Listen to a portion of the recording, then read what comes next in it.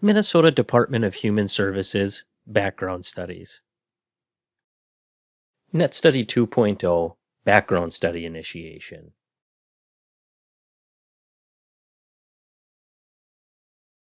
Welcome to this NETStudy 2.0 video-based training. This video describes how to initiate a background study application in NETStudy 2.0 and shares the main functionality of the system. For a written transcript of this training video, select Show Transcript from the YouTube menu. For subtitles, select the Closed Captions or Settings button. As a reminder, due to ongoing enhancements to NETStudy 2.0, you may see slight variations between the images captured in this video and the version of NETStudy 2.0 you use. Now with the housekeeping out of the way, let's get started. For this video and in the NETStudy 2.0 system, the term entity refers to the program, facility, educational program, or other entity that initiates background study applications.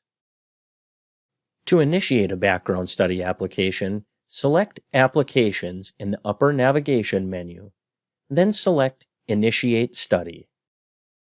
The Initiate Study screen will remind you that you must provide a copy of the Department of Human Services privacy notice to the background study subject prior to initiating a background study. It also includes other helpful reminders, such as to inform study subjects when a background study is transferable, that you must verify the correctness of the background study information you are submitting, and that refunds of the background study fee will not be provided. The study subject must provide their Social Security number for the background study to be transferable. To attest that you gave the privacy notice to the study subject, and that you are responsible for the accuracy of the data in the background study request, and the other helpful reminders, select the Accept checkbox in the lower left corner, and then the application initiation fields will display. The Provider drop-down lists all of the entities mapped to your user account. The study subject is automatically affiliated with the entity you select from the list. For information on how to affiliate a study subject to other programs, refer to the videos on roster management by searching YouTube for the title Roster Part 1. Once you select an entity, enter the study subject's first name, last name, and date of birth exactly as shown on the study subject's legal form of identification. It is crucial that the information entered in NETStudy 2.0 matches the information on the study subject's form of ID exactly. Prior to initiating the background study, the law requires verification of the study subject's identity by the program. If incorrect identity information is submitted, the study subject will be turned away at the fingerprint and photo location, and the background study is invalid. Refunds of the background study fee are not provided. Additionally, failure to follow background study requirements may result in a licensing violation, and entities may be subject to related citations and fines. It is important to view the study subject's identification to assure that the information provided on the screen is complete and accurate. If the study subject provided you with their Social Security number, enter in the number exactly as it appears on the Social Security card.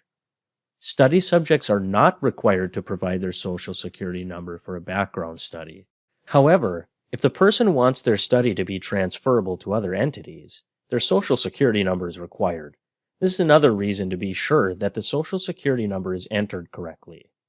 In the State of Residence drop-down, select the state where the study subject currently resides. If the study subject currently lives in Minnesota, and Minnesota is selected in the drop-down, you must answer the question about whether the person has lived outside of Minnesota, but in the United States, in the past 5 years. If the study subject has lived in a state other than Minnesota in the past 5 years, select Yes. If they have not, select No.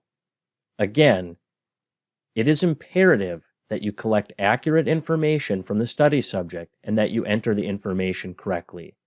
If this question is answered incorrectly and you initiate the background study application, the background study will be invalid and you must withdraw the application and resubmit a new one. This is true even if the person was fingerprinted and photographed. Refunds of the background study fee are not provided.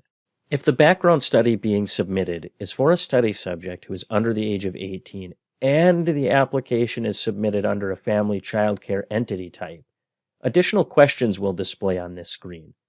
For more information about how to answer these questions, please refer to the LFCC and LNL NETStudy 2.0 user manual posted in the Help section of NETStudy 2.0. Once the required fields have been completed and the SIP has reviewed for accuracy and any corrections are made, select the checkbox below the fields to attest that the SIP verified the study subject's information is correct, then select the Add Applicant button at the bottom center of the page. Notice that the study subject's information now appears on the right side of the screen. The SIP may initiate multiple applications at one time by repeating these steps. As the SIP completes each application, review the information entered for accuracy, make any necessary corrections, select the Attestation checkbox, and select the Add Applicant button at the bottom center of the page. The background study fee, if any, is calculated automatically for each entered study subject based on the entity type. Once the SIP has entered all applicants, select the Initiate Study button on the lower right side of the screen.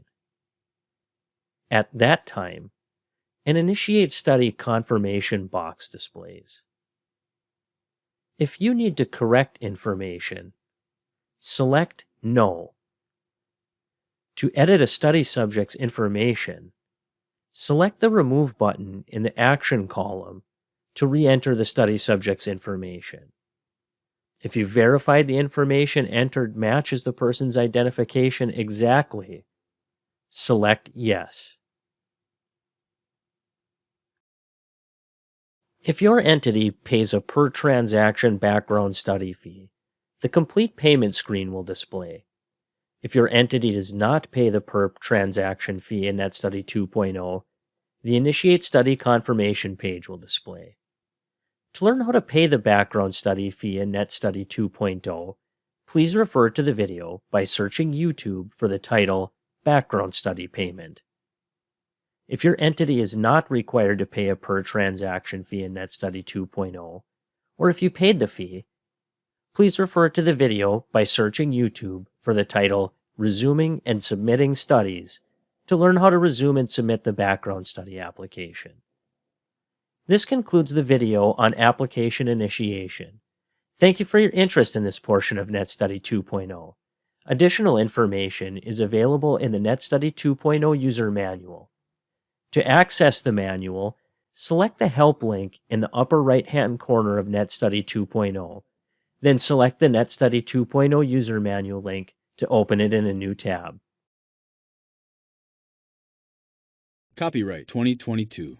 State of Minnesota, Department of Human Services. Produced by Minnesota Department of Human Services. 444 Lafayette Road, St. Paul, Minnesota 55155. 651-431-2000. Toll free 800-657-3663. Toll free TTY 800-627-3529. Video phone 651-964-1514. Website https://mn.gov/DHS/. The Minnesota Department of Human Services, DHS, prohibits discrimination in its public services because of race, color, creed, religion, political beliefs, national origin, sex, public assistance status, marital status, age, sexual orientation, or disability. Direct discrimination complaints to the DHS Civil Rights Coordinator at dhs.info@state.mn.us or 651-431-2000.